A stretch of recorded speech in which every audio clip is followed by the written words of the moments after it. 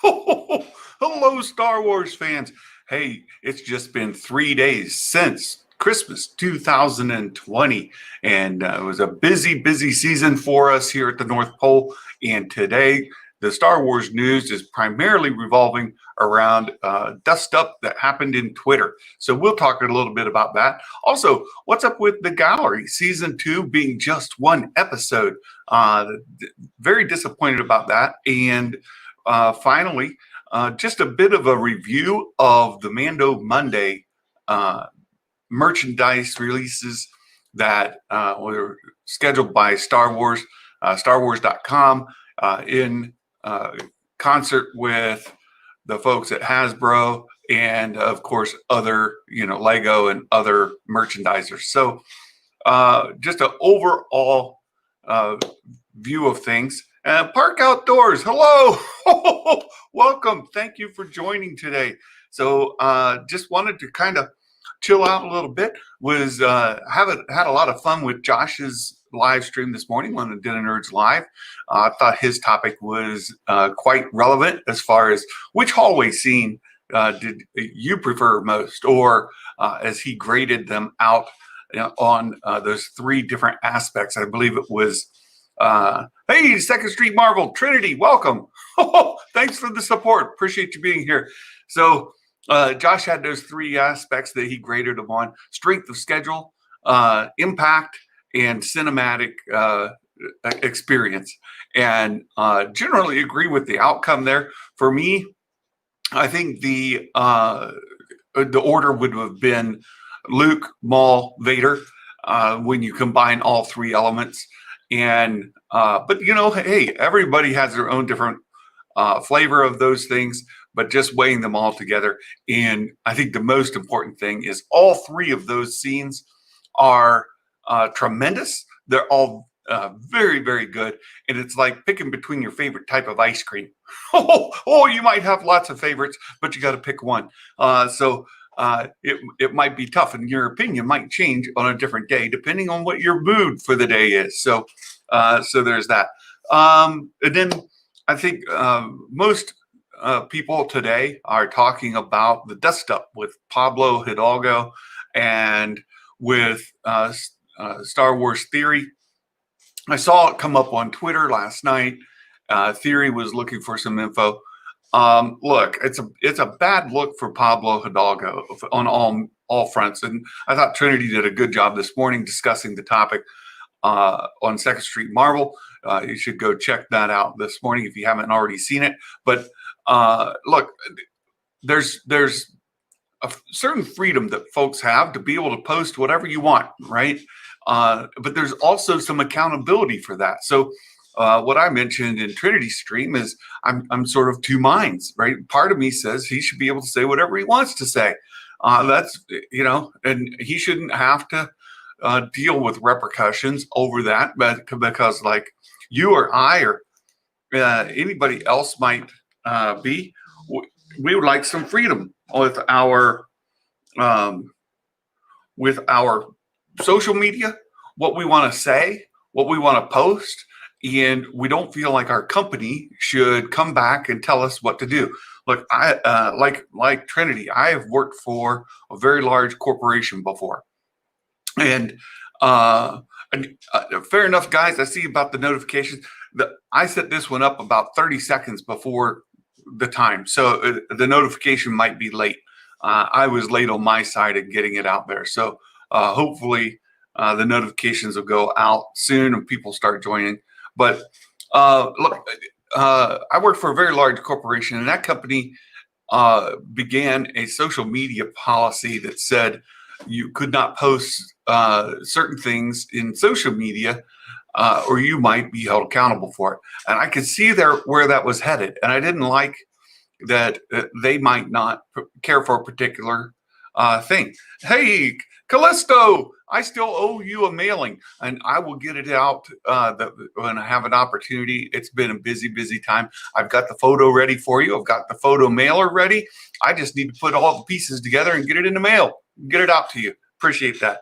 Hello. Oh, I appreciate it. Look, I I didn't like that the company I was working for was beginning to monitor social media and might hold your job accountable for an opinion you have. And if it didn't agree with theirs, and where that slippery slope might end. And look, I fully agree with companies being able to hire and fire at will. I have no problem with that. It just felt heavy-handed to me, and I didn't like it personally because some of my opinions may not be those shared by the company. And I began to realize where this whole thing is headed. And for Pablo Hidalgo to be in that kind of position at Lucasfilm, I see that he's already made his social media very private, but it's still social media. And if you're going to post things on social media that are going to be controversial in any way, shape, or form, you need to be able to deal with the consequences of it. Now, I don't think that what he said was all that inflammatory from what I can tell. Look, I'm not part of his social media insider group. I don't know, but it had something to do with not publicly displaying your emotions. Emotions are for private, right? Something to that effect. And it was, I think, for some reason or another, it seemed directly tied to Star Wars theory. And look, the guy's got like over 2 million followers, 2.5, approaching 3 million followers. By far the largest YouTuber in the Star Wars space. And why you would pick any kind of feud with him doesn't make any sense to me. Gray, hello, welcome. So I don't understand why Pablo Hidalgo isn't a little smarter about the social media presence. And much like Josh has said, look, Kathleen Kennedy or Pablo Hidalgo or Ryan Johnson or J.J. Abrams, any of these folks, if you're going to post something in the Star Wars space that could be interpreted in any way on who knows what side of the fence, or could be spun in any way, that's what social media is built for. And I purposely put on here, look, Twitter is this, it's a cesspool, right? It's a hive of scum and villainy. That's what it is. It will be used for agendas for various folks. And today, the Fandom Menace is going to jump right on board of that, and they're going to defend theory, and they're going to take aim at Lucasfilm. It's predictable.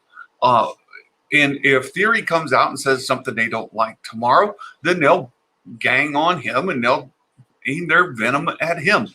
That's the way social media works. And especially within the Star Wars franchise, within the fandom, there are groups of folks that are going to pick sides and fight with one another. Rather than have some civil discourse, we have to behave like teenagers. I've brought this up before. Like, I'm way too old to participate in teenage kind of feuds or drama. Just not into that. I tried to raise my daughters to not get into that, but teenage girls get into teenage drama. That's what it is. And sure, I may be painting with a broad brush there, but I've raised two and I've seen it firsthand. Oh, XR Coon, welcome. So you haven't missed too much, just kind of putting things in. Yeah, the fragile alliances, that's exactly right, Trinity. It's what you have said today, and if it aligns with what my group believes, then I'm going to use it as a weapon. If it doesn't align, then I'm going to use a weapon against you. It's been weaponized. Social media has been weaponized, and these groups go out in bulk with a bit of a united front. And I get to, like Jeremy with Geeks and Gamers says, look, he's not a leader. They're all free to do what they want. But the fact of the matter is, they do act in unison, and they do act as a joint body. And it's easy to pick on them, but it's just as bad in other groups and circles as well. Whether it be antis with the anti-Raylos or other groups, the SJWs, the anti-SJWs, the you name it group, they're gonna argue with one another. Reefer Man Reviews, hello. Oh, welcome. Just back from an in-city hike through the mountains. Very good. Uh, saw you. Oh, good fun. Very good fun. Oh, that's great. Oh, good. Trinity, good to know. We're friends today. Yeah, I recommend Trinity's channel today because we're friends today. Tomorrow, he'll be garbage. Don't go watch him tomorrow because, Trinity. Oh, that's perfect example. So, no, look, the dust up with Pablo Hidalgo is just not smart on his part, and that's where I think Josh absolutely gets it right. Like these people need to be smarter with what they're doing, and you don't have to. Here's the secret: you don't have to post all your laundry in social media. You don't have to post all of your opinions. It's not your super secret diary where you get to spill the beans to yourself for future reference. It is public and it is a cesspool. That's right. It's a hive of scum and villainy. And you should assume that what you say will be used against you. Oh, it will. So maybe you should take the Fifth Amendment and just not say certain things. You go back to Bambi in that movie and Thumper, right? What does Thumper's mom teach him, right? If you can't say something nice, then don't say nothing at all. Some of these folks would be well suited to take that advice. And so look, I don't think it was smart for Pablo to say that. I think some of these other folks, I should get Myrtle. I don't know if Myrtle is Santa friendly enough. Myrtle's language is a little outside of North Pole etiquette. We'll have to have a little, social etiquette course with Myrtle before we're able to bring Myrtle on the stream here. Oh, that's good. But it's just one of those things. Folks should be smarter about what they put on social media, and especially when you're in a high profile position. Look, nobody cares what I have to say, and it's not going to be a million YouTube videos made or a million YouTube video watches based on anything that I say. It's just, hey, it's you just need to be aware, self-awareness, right? And that's what I think they've been failing on. Trinity, he didn't have to aim it at theory. That's right. He didn't have to post it. And that's what, none of us, I believe, were there to see the original. And he posted a very generic, right? Like emotions aren't a public thing or something like that, right? Which isn't aimed at theory. It's not aimed at anybody. But I think where it went and where it kind of got started was in that space. And there's a reason that theory got notified of it and why people are now running to theory's defense and taking aim at Pablo Hidalgo. I think because there's enough evidence to say that what he originally posted in his private group was aimed at theory. And that's not a smart thing. That's right. No cursing on Santa's channel. That's right. Myrtle's not woke enough for Santa's channel. No, Myrtle's not PG enough for Santa's channel. Yeah, the Disney snipers did come hard at Josh this morning. You can't post that stuff out there. They're quick on those algorithms, and they're looking for those things. And as soon as it spots it, it flags it, and they got him for sure 2-3 times, right? So look, not that anybody's listening here, but those folks at Disney, at Lucasfilm especially, should be have a little more self-awareness, be a little more conscientious about what you're going to put out on social media, and maybe have a social media manager manage your Twitter for you, and put things out there that are not going to be so divisive. Look, I agree with the sentiment behind what Ryan Johnson posted, right? Your Snoke theory sucks, but it wasn't smart. right? Just not a smart thing to post, because people were making up all kinds of things about Snoke. What he failed to realize is they were having fun. And when Star Wars fans are getting into the content and they're speculating and they're theorizing and they're making their own little things, that means they're enjoying the content and they're engaged in it and they're coming up with their own thoughts on it. That should be encouraged, not discouraged. And when you take some sort of aim at somebody or a group of somebody's based on what they're doing, it's not a smart thing to do. All right. And good conscience support Hidalgo. And I loved his writing. Yeah. It's Hidalgo is, I think I understand where he's coming from. He was involved with the sequel trilogy and the content of the sequel trilogy, the story in there. And when all of these channels took aim at the sequel trilogy and said that it did not honor the lore and that it broke Star Wars and that all these kind of sentiments, he took personal offense at it. And so he holds a grudge against some of these folks, Theory being one of them, certainly others. And that comes across in his personal Twitter. But again, he should have every right to put whatever he wants to in Twitter. But at the same time, you need to have a little bit of self-awareness and a little bit of thought in the repercussions. And all the repercussions are just as free as your original statement, right? If I come out and take aim at Trinity and then Trinity responds and says something mean about me, look, that's the way, he has every right to say that, just as I have every right to say whatever I want. But there are repercussions, and understand that you may lose friendships or you may lose relationships with folks because you don't have the wherewithal to understand how your comments can be taken, right? So yeah, he shared a bad take. Exactly.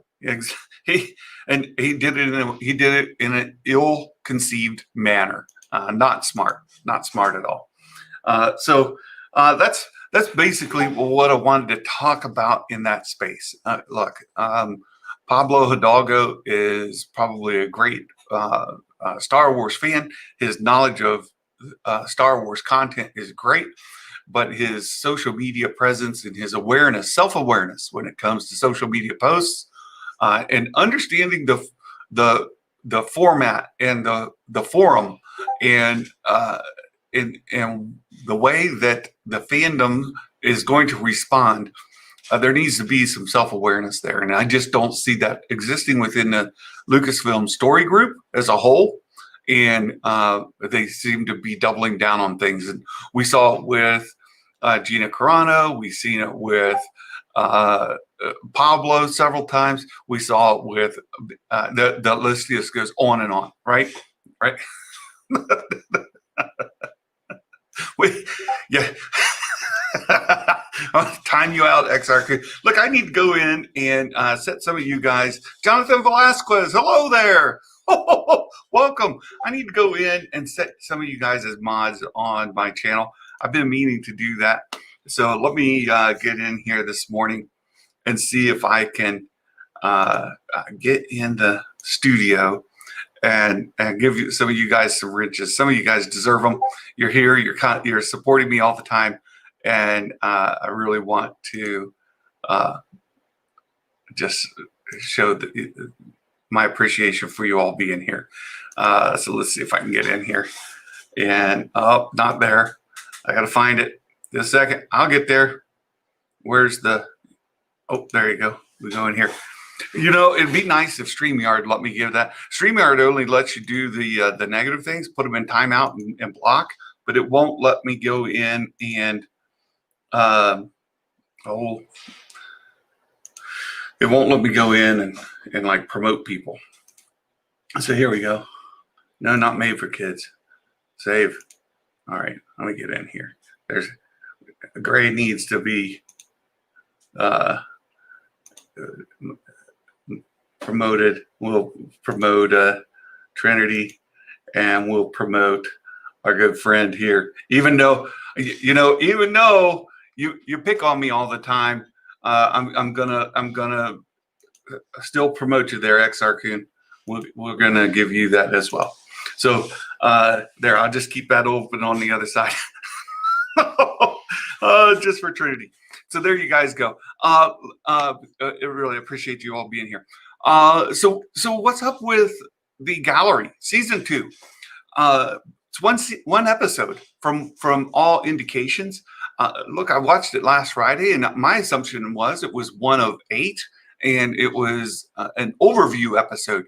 It was just over an hour long, and it was going to cover all 8 episodes, and then we would get additional content to allow us to dive deeper in some of this other stuff. And I just don't understand why they only went with one episode. Part of me gets it because, yeah, we're in the middle of this pandemic, and filming these things gets kind of difficult. But if they're doing these along the way, then it's not that big of a deal at the end to stitch it all together into several episodes. Just film, right? Use some of the film that you have. I really want more, and maybe it's greedy on my part.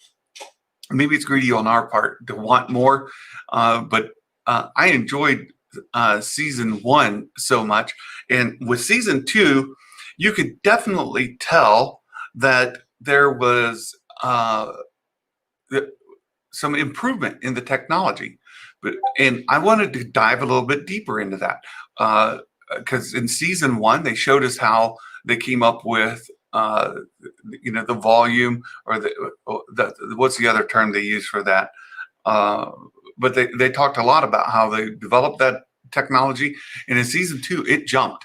There was a lot of improvement. There was a small mention of it in the gallery season 2 episode, but they didn't dive into it, and we didn't get this nice little round table deal. So I thought that was unfortunate. Yeah, I understand they couldn't put the Luke behind the scenes; it would have leaked. Yeah, and a lot of people think, look, there was just a very minor crew there that day. That probably the stars weren't even there for the filming of that.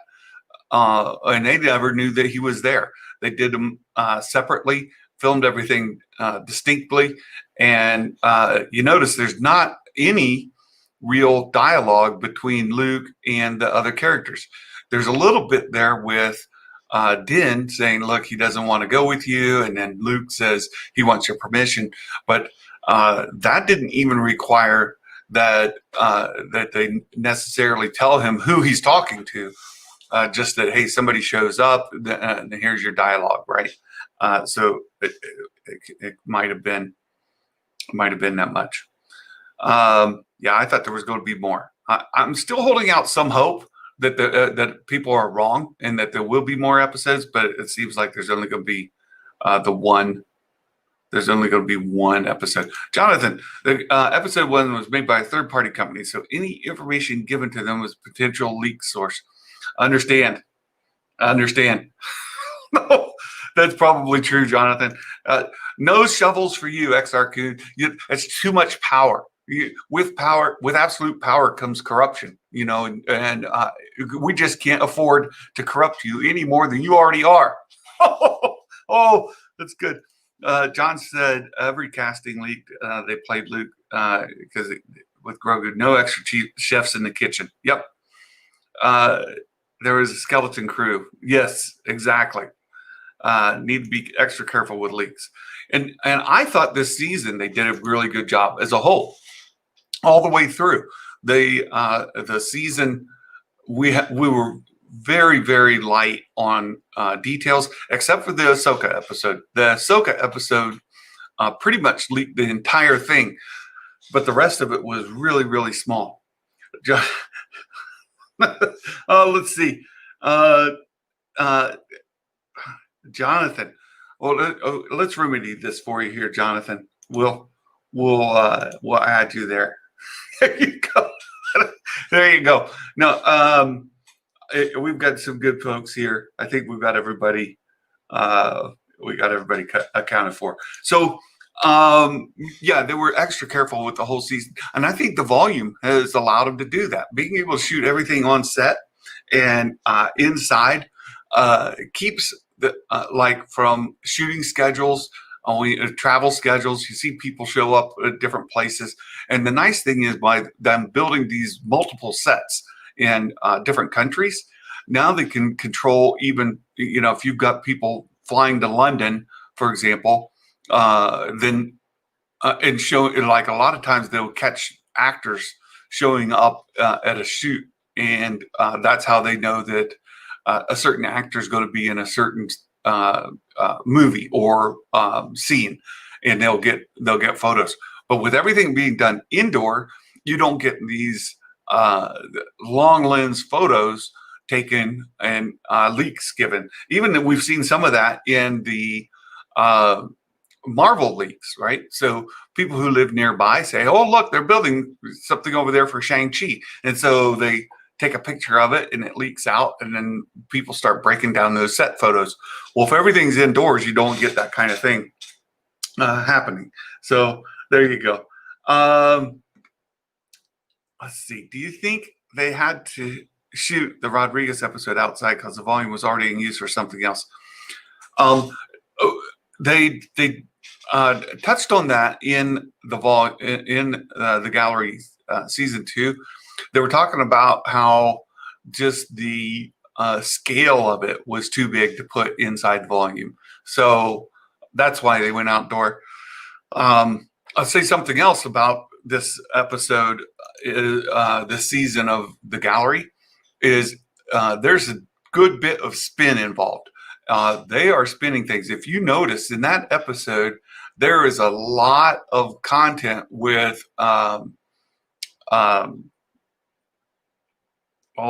why did I just go blank on his name? Din Djarin, and he's in Wonder Woman. It's going to come to me. I'm getting there. You guys will get it before me. Our actor, right? There was supposedly in all kinds of controversy there with season 2, and stormed off set and so on and so forth. Look, the Pedro Pascal. There you go. Thanks, Jonathan. I was just blocked on that. Pedro. Yeah, Pedro. Pedro was apparently all this stuff. Well, you watch the gallery season 2, and Pedro is nothing but a great guy, right? He's smiling, he's joking, he's happy, he's having a good time, he's palling around with people. He's got positive things to say about everybody. Everybody's got positive things to say about him. Mark Hamilton, hello. And Phil, thanks for being here. Good to see you all. Yeah, so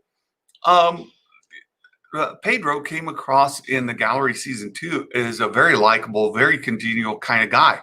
And this whole thought of him being, looks like I may be hitting some buffering issues, so I'm going to shut that down. The whole idea of him being a problem on set or being a hothead or whatever is dispelled. But I don't think that we should view that in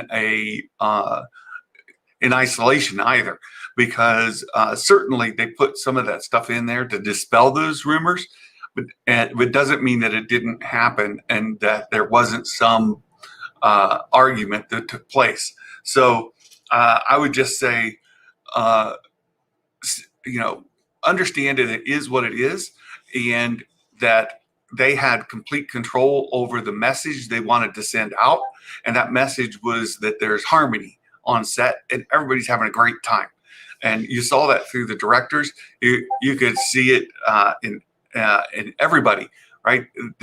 All of the directors were just having the time of their lives. They're having fun, and the actors are having fun. Everybody is enjoying the work, and it shows in the quality, right? It just shows just how good The Mandalorian is, and how much we should be optimistic about the other works that are out there that are announced, and what we have coming up in 2021, 22.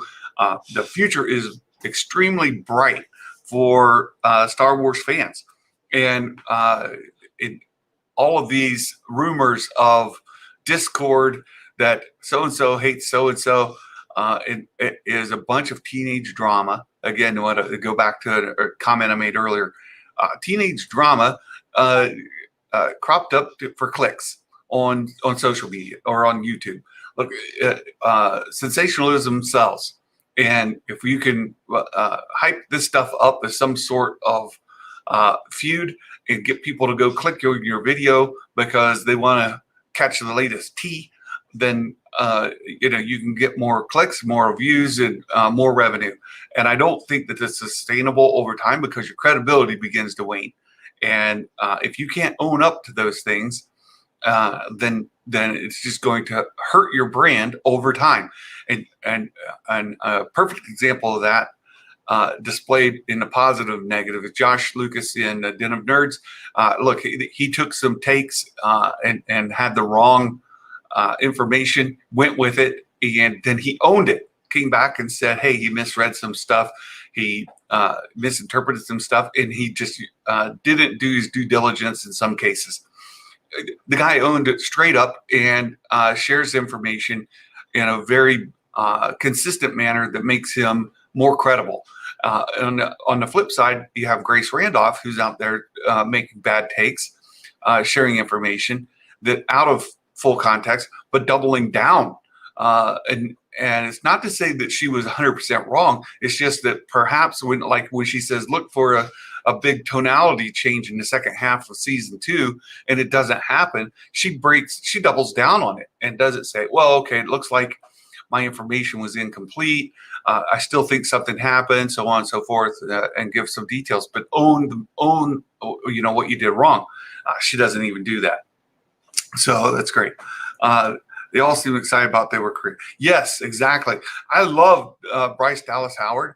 Oh, she was infectious. The day even talked about how infectious she was to the crew because the positivity she brought. And I thought all the directors, each of them, you could see it in that coverage. Yeah, Josh always owns his mistakes, and Josh is great. I love the guy.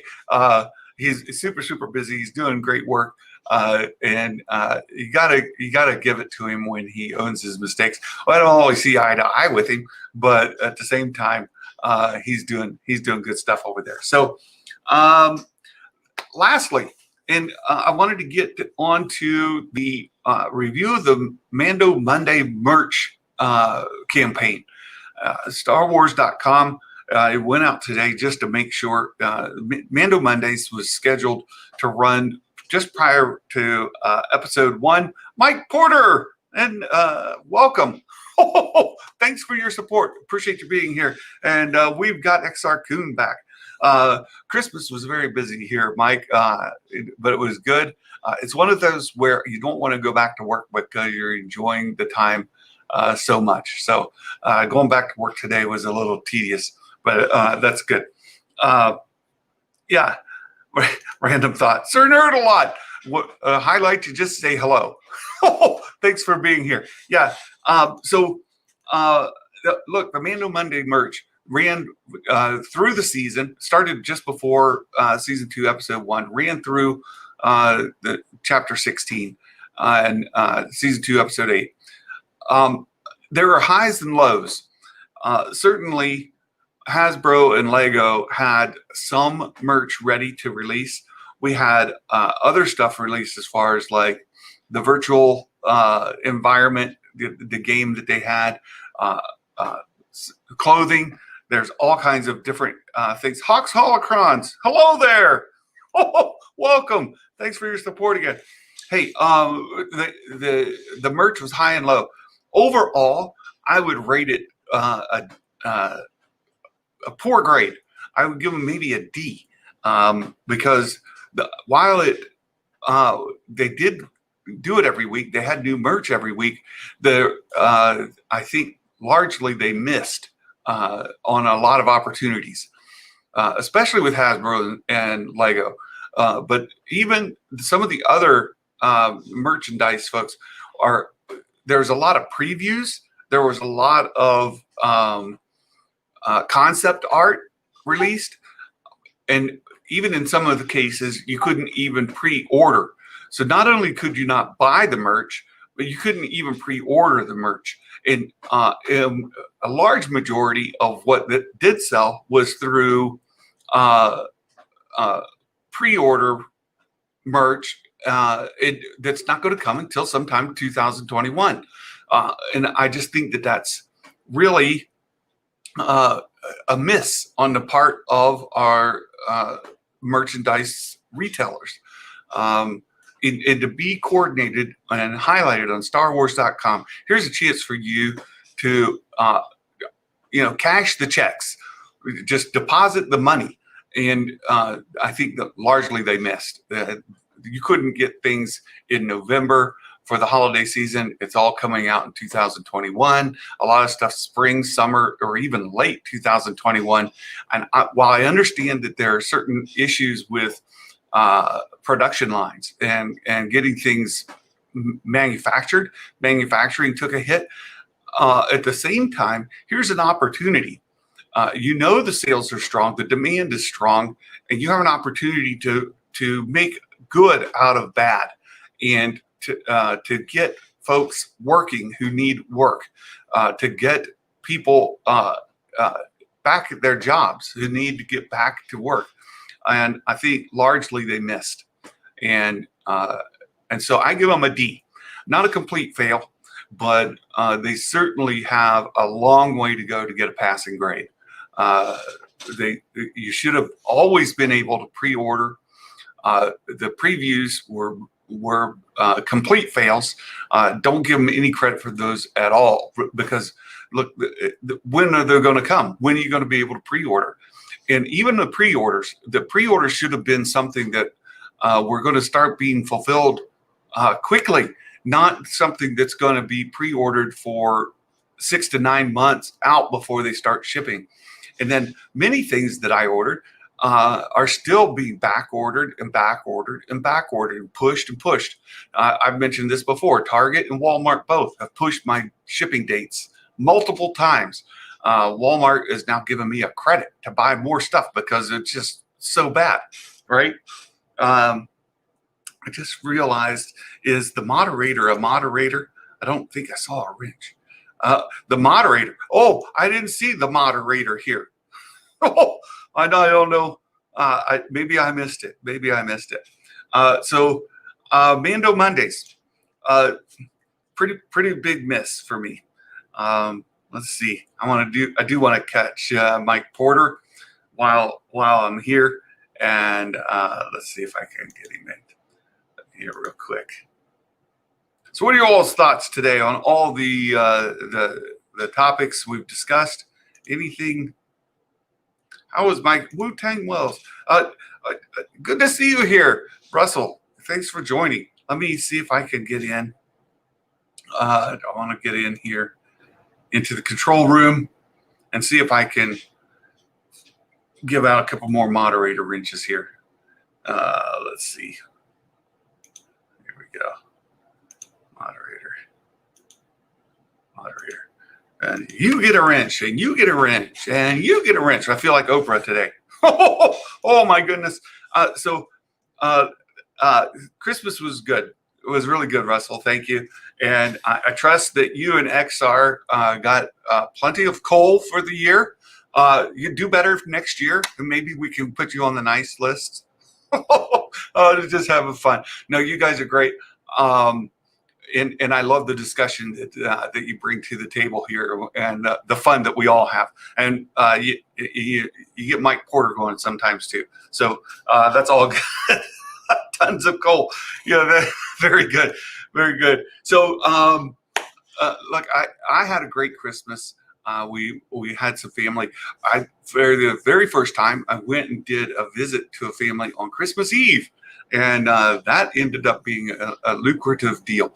And they all wore masks, and we maintained some social distancing and stuff like that to try to keep everybody healthy and do the right thing. And had a great time going out on a Christmas Eve visit, and then did another one on Christmas Day. Went to a family a bit away from here, and was able to visit on Christmas Day. So I had a great great Christmas season. I appreciate it. Was able to do some virtual visits with some folks here. I mentioned was able to do that with Gray and her family. Was able to do that with Fanjecture, his folks, and with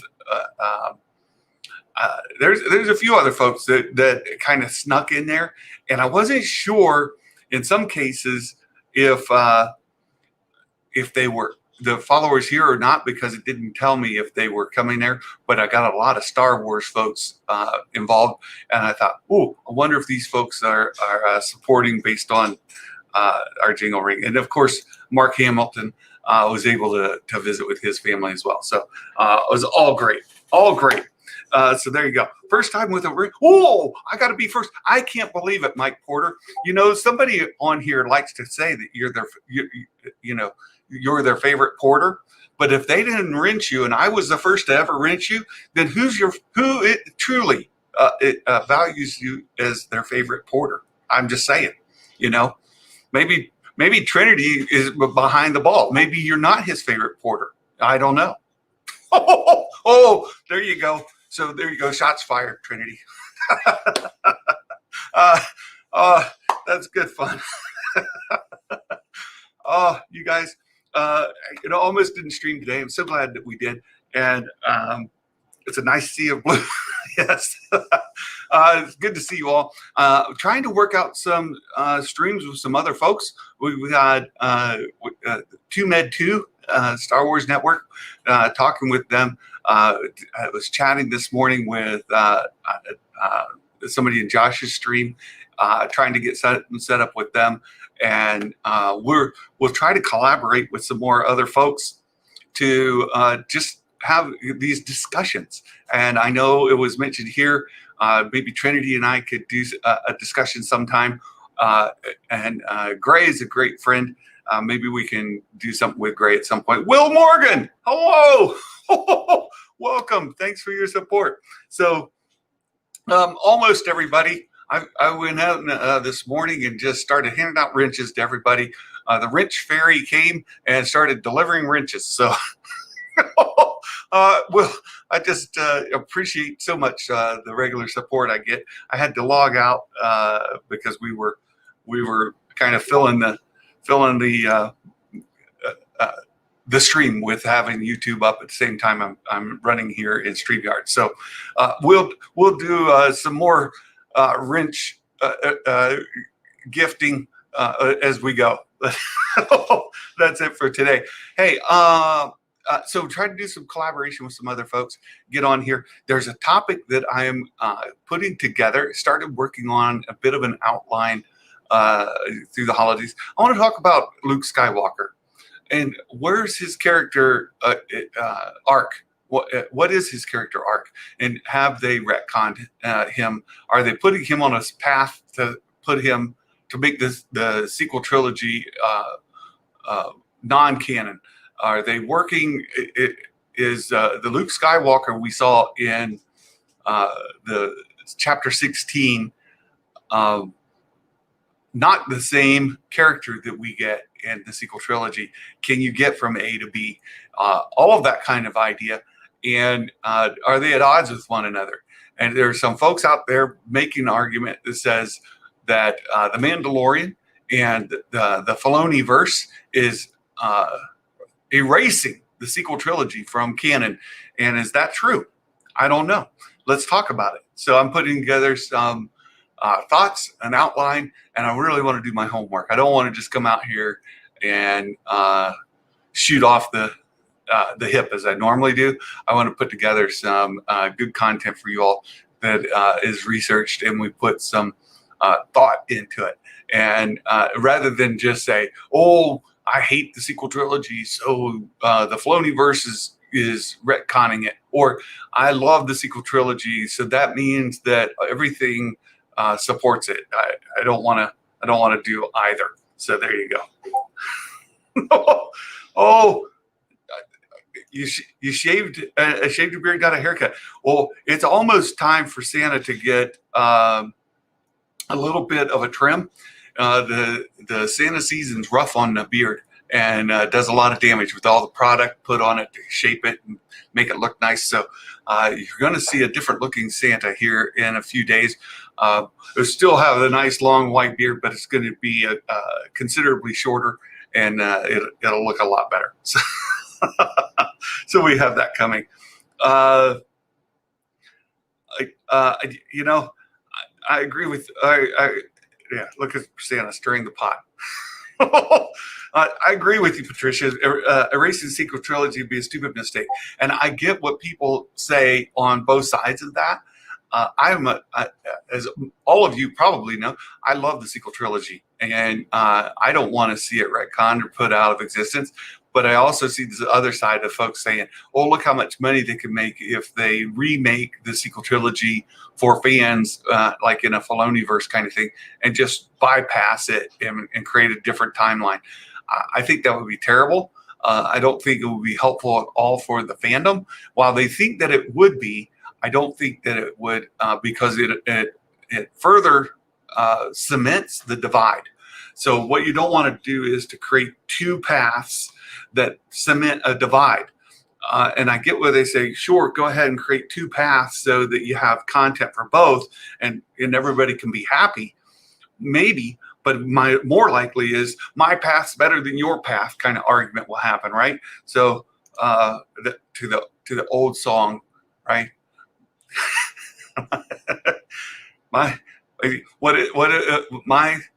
my something's better than you. There was a cartoon, a commercial of that, right? The Mandalorian retconning Luke is silly talk. They're still 25. That's exactly right, Sir Nerd a lot. Favreau subvert our expectation by making Mandalorian support revert. Oh, I think that's going to happen. So I tend to think just in general terms that we're going to see underpinning given to the sequel trilogy. We're going to see some foundation poured that people can feel more solid footing on. That maybe gives us, and I love to put it in the context of Star Wars retcons, because right now there's a group of folks that say, oh, they're going to retcon the sequel trilogy, meaning they're going to erase the sequel trilogy or put it out of existence. I don't agree with that thought at all. However, I do think that, yes, absolutely, they will retcon the sequel trilogy from the perspective of traditional Star Wars retconning. The Star Wars has been retconning since the get-go, and we've talked about it many times. So do I think that they'll give us retroactive context that gives us a little different view on what we saw? Yes. I think they'll give us retroactive context. That's retcon. So that's exactly right. They're going to put in some context around Luke, his rise and his fall, that give us more information that we have in that one scene with him lighting his saber, and the different stories that we got around him and Ben, their perspectives, and that one moment in time. And a lot of people latch onto now and say, oh, it's that one moment that broke Luke. I think we're going to get a much bigger perspective that show us that he was broken in a multitude of ways, with that only being one piece of it. So, yeah. So let me get caught up with some of the comments. Phil, not a big fan of sequel trilogy, but there are aspects where I did enjoy, like Luke raising the X-Wing. Yeah, there's some good stuff.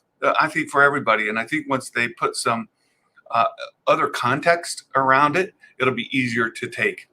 XR, they won't retcon or reboot, but will ignore and replace. I don't know that they will replace. I tend to agree more with Josh, where there's other stuff going on in the universe, and they'll allow people who want to ignore the sequel trilogy in favor of following, for example, the Chiss Ascendancy, that could be having a war that's happening parallel to the sequel trilogy. We could have something there where, okay, people just follow this timeline or this other event that happened at the same time. It doesn't replace, it doesn't retcon, doesn't erase what happened in the sequel trilogy. It's just that there's a much bigger thing. Say the sequel trilogy events were only maybe half of what was going on in the universe. There's another half, and they line up together and they support one another, and the various they travel through at the same time, one with not tipping the scale over the other. The Clone Wars movies, some of those are bad. Damien, hello. Welcome. Very good. I heard they were going to retcon the sequel trilogy. David and John would write it. I don't think so. I don't think they're going to retcon it out of existence. Retcon from a perspective where it gives us retroactive context for the events that happened. Yes. Retcon as far as it didn't happen. No. Yeah. Those of us that don't care for Last Jedi just need context. Right. Need more information. Yeah. Other stuff happening. Yeah. So there you go. Buy, replace. Oh, okay. Yeah. So XR Kuhn, from that perspective, I think that Josh is probably right, where he's saying the universe is much bigger than just what we had in the sequel trilogy going on. And I think there's evidence for that even within the sequel trilogy. Think about the end of Rise, right? So Lando goes out and he puts out a call, and you get thousands and thousands of vehicles show up. Well, where were they during the rest of the sequel trilogy? What was going on? What's going on in all these hundreds of worlds, galaxies, systems? What's going on out there in the Star Wars universe outside of our band of heroes in the Resistance, right? So the Resistance and the First Order make up some of what's going on, but certainly there's much more going on in the universe out there involving the Chiss, the Grisk, the crime lords, the Mandalorians. There's tons of other stuff going on that can run parallel with, and we'll see things happen that are happening at the same time. We might start to get some crossover events bleed in and out, but I don't think you're ever going to see the sequel trilogy retcon where it is replaced by something else entirely, as if it didn't ever exist. I think it is and will always will be canon.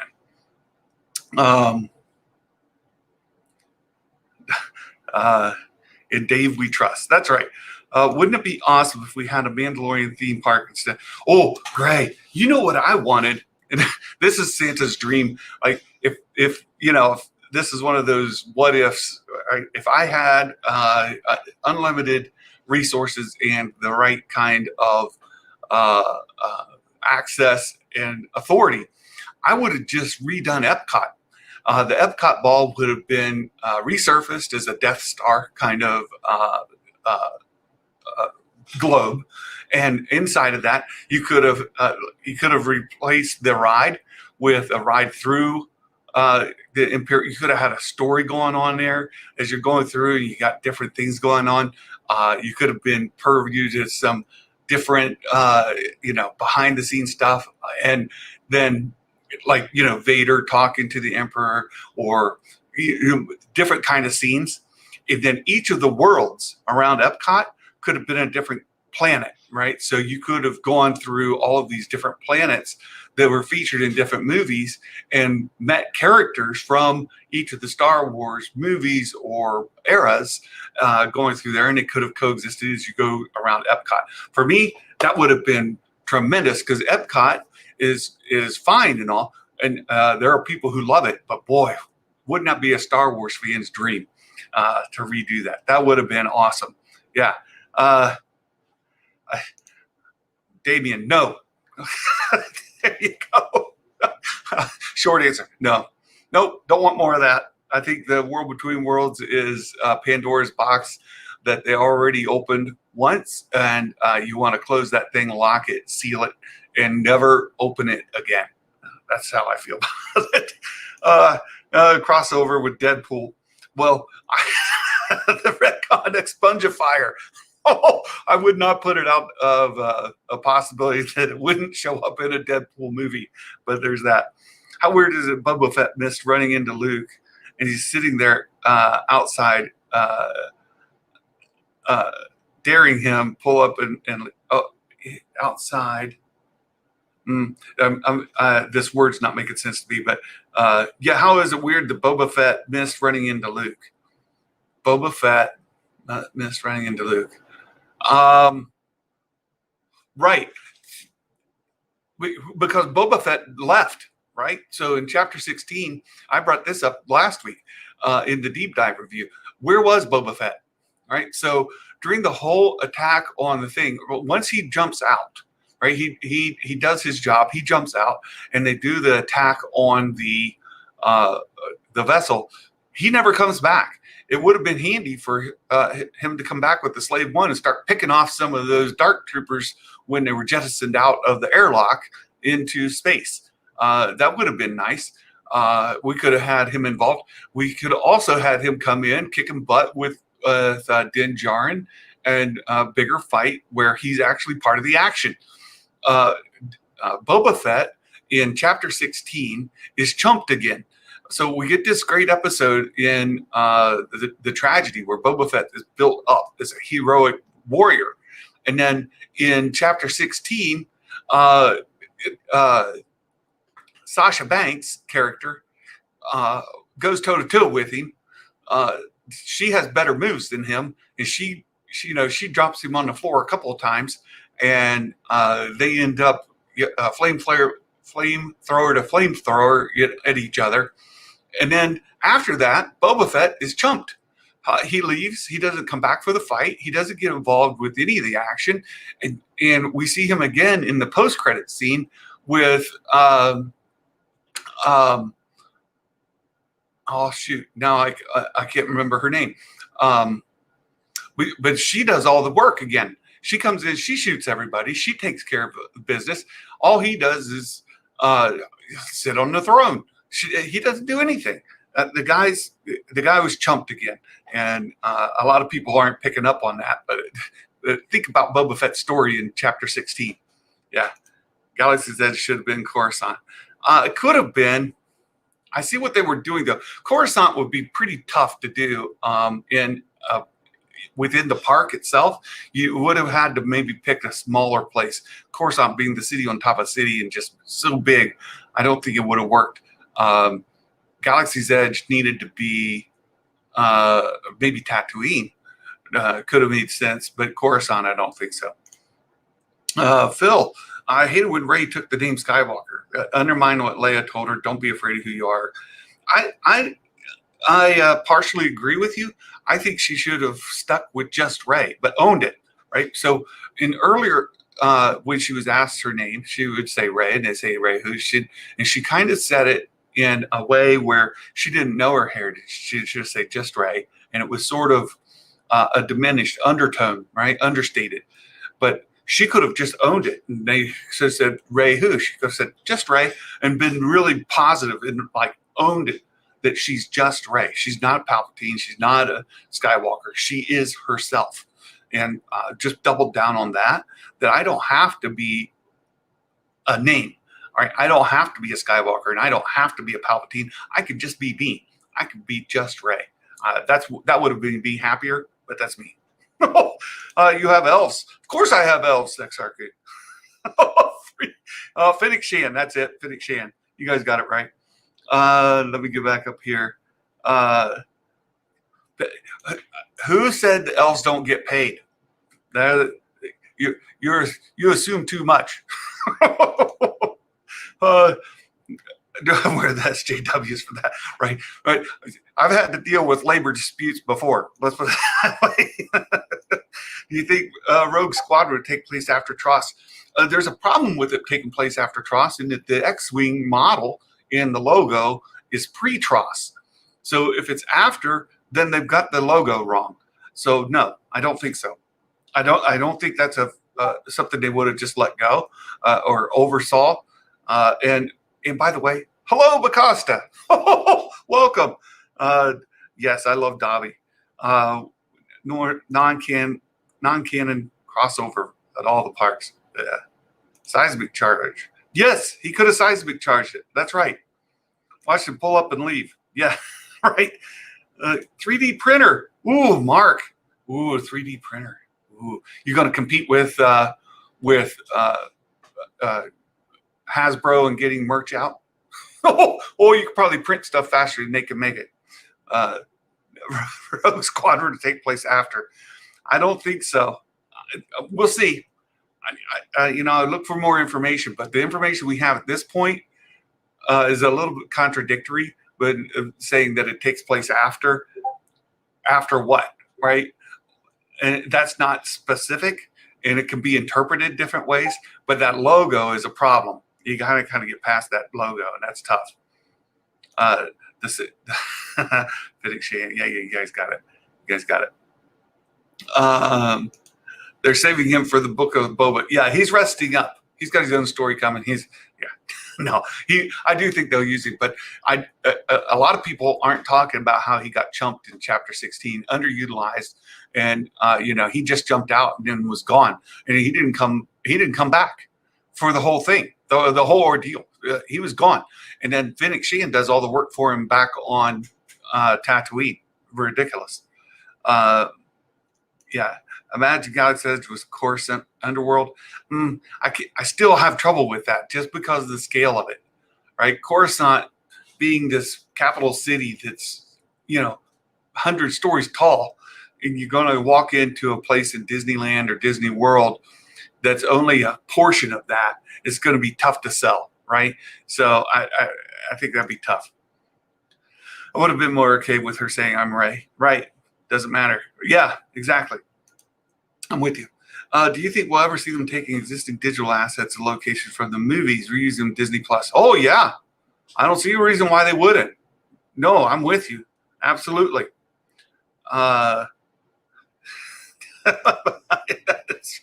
It's the dark side. People. Bubba was underused in the finale. Yes, he was. Yeah. We still need that Underworld show. That's a good point, XRQ. Like, they had like 50 episodes of that planned out, and Lucas just didn't have the technology at the time, but they do now, and they could absolutely bring it in. Got to go again. All right, XRQ. Look, we've run our course anyway. It's after 1 here in Eastern time, and I've drug on long enough. So we will catch you guys again soon. Thanks so much for being here again. Right? So we just disagree about that, Phil. I just don't see how Coruscant could work in a theme park. Not that I'm opposed to it. I just don't physically see how they could execute it in a theme park. Tatooine, on the other hand, absolutely executable. They could have pulled that off, and it would have been more of a callback. So with that, thank you again for your support. I love this community, and all of you. We'll try to keep going through the week and give you guys more Star Wars content as we go. Thank you again so much. And until next time, Merry Christmas, everybody. Bye-bye.